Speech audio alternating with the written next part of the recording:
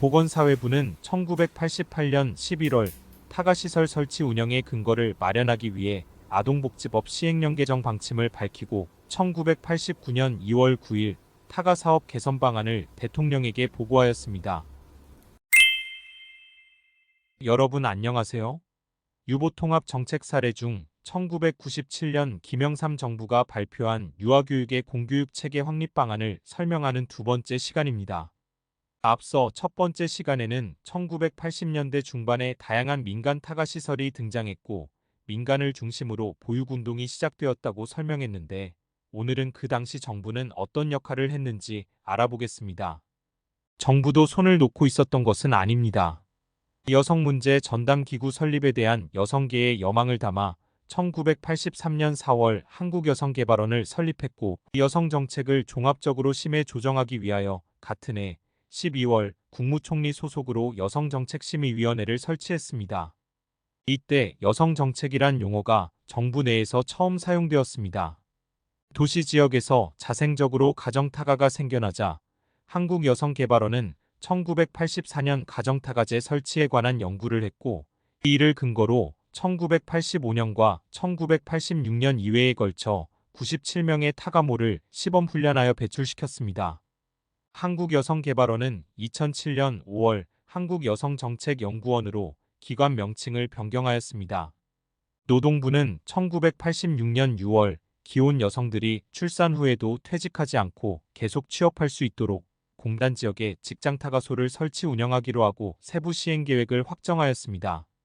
1987년 12월 제정된 남녀고용평등법은 헌법의 평등이념에 따라 고용에 있어서 남녀의 평등한 기회 및 대우를 보장하는 한편 모성을 보호하고 직업 능력을 개발하여 근로 여성의 지위 향상과 복지 증진에 기여할 목적으로 제정되었습니다.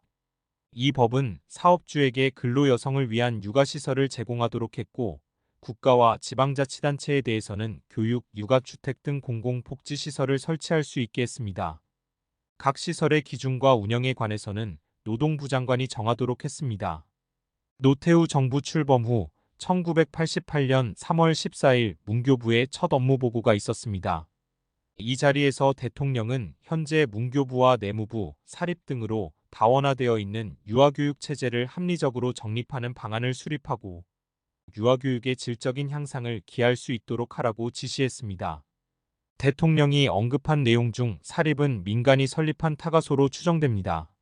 이날 대통령이 유아교육 외에 교육정책 전반에 대한 대책 마련을 지시했으므로 문교부는 1988년 5월 장관 자문기구로 중앙교육심의회를 구성했고 1988년 8월 17일 중앙교육심의회 심의를 거쳐 유아교육체제 정립 방안을 확정했습니다. 방안의 골자는 새마을 유아원을 유치원과 타가소로 개편 정비한다는 것이었습니다. 구체적으로 새마을 유아원은 설립자의 희망에 따라 사립유치원으로 전환하고 전환하지 않은 경우에는 보육이나 타가 기능만을 전담하도록 했습니다. 그리고 지역의 필요와 희망에 따라 사립유치원의 타가시설 병설을 허용하기로 했습니다. 문교부는 이 같은 방안을 내무부와 협의해서 1989년 중반기부터 시행하되 타가 기능만을 갖는 새마을 유아원에도 문교부가 교원 임용, 연수, 장학 교재 보급 등을 지도하기로 했습니다. 1988년 기준으로 전국의 유아교육기관은 1만 477개였고 그 중에서 새마을 유아원은 2394개인 23%였습니다.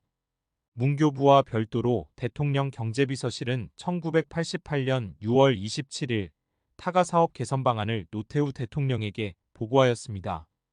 보고를 받은 대통령은 영세가정의 생업을 돕고 맞벌이 부부의 어려움을 덜어주기 위한 타가시설의 설치 확대와 육성책을 마련 보고할 것을 지시하였습니다.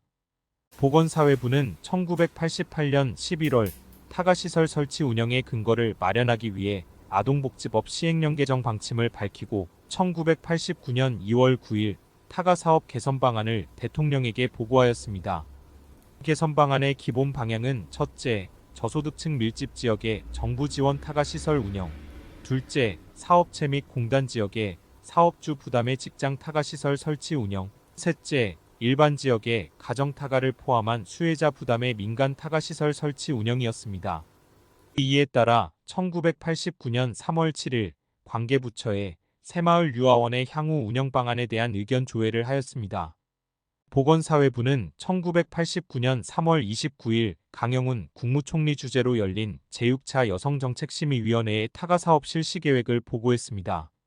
언론은 정부가 1990년 1월부터 타가사업을 본격적으로 실시한다는 내용을 머리기사로 다루었습니다. 타가사업 실시계획의 주요 내용은 크게 두 가지입니다.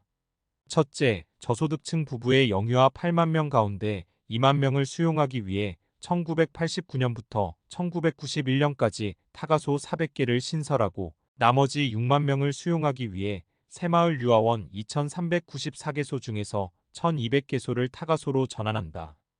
둘째, 맞벌이 부부 자녀 151만 명 가운데 시설 타가소 8만 명과 직장 타가소 11만 7천 명을 제외한 131만 3천 명을 돌보도록 하기 위해 가정타가 제도를 신설한다. 가정타가제는 일반 가정에서 맞벌이 부부로부터 일정에게 위탁료를 받고 5명 안팎의 어린이를 돌봐주는 제도입니다.